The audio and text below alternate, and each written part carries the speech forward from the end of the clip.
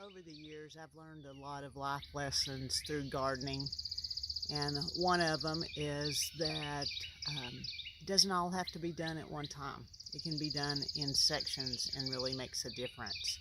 Just like, yes, I showed you yesterday on this area that needed to be weed-eated before I put landscape paper on it. It's done.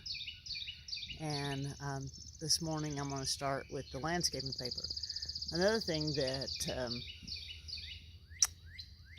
I realized through gardening is that sometimes a plan that you start needs change and improvement during the process because you find out something, you have more information, then you need to make a plan change. And that is true with this.